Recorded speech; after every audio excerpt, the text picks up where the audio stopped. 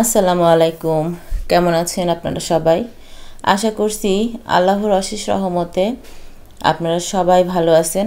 আলহামদুলিল্লাহ, আমিও আমার পরিবারের সবাইকে নিয়ে ভালো আছি। আমি মামনি যশোর সদর থেকে বলছি। আপনারা দেখছেন মামনি ব্লগার। আজকের ভিডিওটা শুরু করলাম দুপুরের রান্না থেকে। তো দুপুরে আজকে কিন্তু গ্যারেজে রান্না করতে চলে আসছি কাঠের চুলায়। আর রান্না করতেছি রুই মাছ দিয়ে পটল আলুর একটা তরকারি রান্না, আর হচ্ছে করলা ভাজি করব। করলা দিয়ে আলু সাথে করে দিয়েছি, দিয়ে ভাজি করব। আজকে সিম্পলি রান্না করব, আর বেশি ঝামেলা করতে পারতেছি না। তার কারণ হচ্ছে প্রথমত খুব ব্যস্ততার মধ্যে দিয়ে দিন যাচ্ছে। আপনারা কম বেশি সবাই জানেন যে আমার বড় ননদ হঠাৎ করে সে অসুস্থ হয়ে পড়ে এবং তাকে হসপিটালে ভর্তি করা হলে পরবর্তীতে জানা যায় যে তার 2টা কিডনি ড্যামেজ হয়ে গেছে। এমন একটা অবস্থার মধ্যে দিয়ে আমরা কেমনভাবে দিন কাটাচ্ছি বুঝতেই পারতেছেন আপনারা সবাই। আসলে আপা আমাদের পুরো ফ্যামিলি সবার কাছে আর কি এত পরিমাণ ইম্পর্ট্যান্ট একজন মানুষ। আপা খুবই ভালো মনের মানুষ এবং আমাদের সবাইকে সে খুব ভালোবাসেন, আর আমরাও সবাই তাকে খুব ভালোবাসি। যার কারণে সংসার, বাচ্চা কাচ্চা সব কিছু মাঝখানে তাকে নিয়েই দৌড়াদৌড়ি সবার যেন শুরু হয়ে গেছে। প্রত্যেকটা মানুষই তাকে নিয়ে দৌড়াদৌড়ি করতেছে। আর হচ্ছে তার বাবার বাড়ির মানুষ, মানে আমার শ্বশুর বাড়ির লোকজন আর কি, সবাই কম বেশি দৌড়াচ্ছে। আপনাদের ভাইয়া সেও চলে আসছে, আর আমি তো আছি। আপার এই দুঃসংবাদ শুনে টেনশনে আমার যেন ইদানিং এসে প্রেশারের খুব প্রবলেম হচ্ছে। আমি প্রেশার মাপতেছি, আমার প্রেশার মেশিনে দেখাচ্ছে ঠিক আছে, বাট আমি শারীরিকভাবে বেশ অসুস্থ হয়ে পড়েছি। আসলে হঠাৎ করে কয়েকদিন ঘুম হয়নি, তেমন ঘুম না হওয়ার কারণে এমন অবস্থাটা হচ্ছে। তো আপনারা সবাই আমার আপার জন্য দোয়া করবেন, যে যেখান থেকে আমার ভিডিওটি দেখছেন। আমরা তো আসলে মনের দিক থেকে খুবই ভেঙে পড়েছি।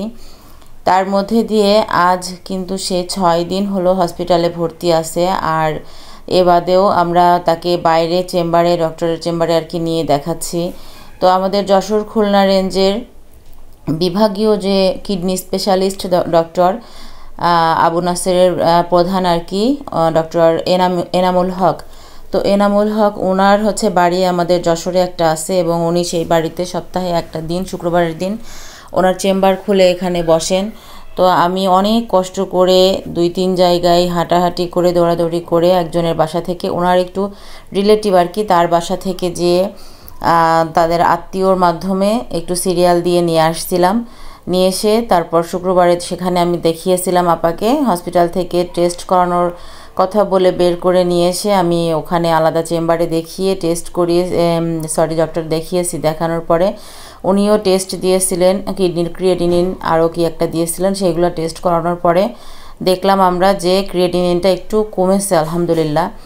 তো ক্রিয়েটিনিন একটু কমাতে রিপোর্ট দেখে ডক্টর এনামুল কবির বললেন যে এতটা ভয়ের কিছু নাই। আসলে মেইনলি সে হচ্ছে ব্যথার ওষুধ সেবন করেছিলেন, যার কারণে হঠাৎ করে কিডনির উপরে চাপ পড়ে এই অবস্থা হয়ে গেছে আর কি। এখন ব্যথার ওষুধটা যেহেতু বন্ধ হয়ে গেছে আর ট্রিটমেন্ট চলতেছে, তো বেশ ব্যয়বহুল ট্রিটমেন্ট চলতেছে তার। আর এটার ফলে আর কি মোটামুটি তার কিডনিটা আবারও রিকভারি করতেছে। তো আলহামদুলিল্লাহ সে আমাদেরকে, মানে ডক্টর তিনি আমাদেরকে একটু আশ্বাস দিয়েছেন, বলেছেন যে আপনারা এত টেনশন করেন না, সমস্যা নাই, ইনশাল্লাহ রিকভারি করতেছে সেহেতু আস্তে আস্তে ভালোর দিকে একটা মানে ভালো সংবাদের দিকে আপনারা এগোচ্ছেন। তো যাই হোক, সব কিছু মিলিয়ে যেন একটু ভালো লাগতেছে শনিবারে এই খবরটা শোনার পরে। তো যেটুকু যা বললাম এটাতে আপনারা কম বেশি বুঝতে পারতেছেন যে একটা মানুষের শরীরের জন্য ব্যথার ওষুধ কতটা ভয়ানক হতে পারে। সে ব্যথার ওষুধ সেবন করেছিল এবং তার হচ্ছে সাপোজিটার ব্যবহার করেছিল টয়লেট ক্লিয়ারের জন্য। তো এটার ফলেই তার কিডনি ড্যামেজ হয়ে গেছে, 2টা কিডনির উপরেই ইফেক্ট পড়েছে এত বাজে পরিমাণে, তো বলার মতো না। তো যাই হোক, আপনারা কম বেশি যারা আজকে আমার ভিডিওটা দেখলেন, তো এটা থেকে অবশ্যই সাবধান হবেন আপনারা যে ব্যথার ওষুধ ডক্টরের পরামর্শ ছাড়া খাওয়া যাবে না। তো আমি দেখতে দেখতে ভিডিওর শেষ পর্যায়ে চলে এসেছি, আর এত পরিমাণে ব্যস্ত আছি আপার ওখানে, এখনই আমি আবার চলে যাব। একটু সময় পেয়েছি আর এই ভিডিওটা ভয়েস দিলাম। তো আপনারা সবাই আমার আপার জন্য দোয়া করবেন, সেজন্য দ্রুত সুস্থ হয়ে যান, তার বাচ্চাদের বুকে সেজন্য ফিরে যেতে পারেন। আর আমার এই দোয়ার মাধ্যমে আজকের ভিডিওটা এখানেই শেষ করব। আপনারা সকলেই ভালো থাকবেন। আল্লাহ হাফেজ।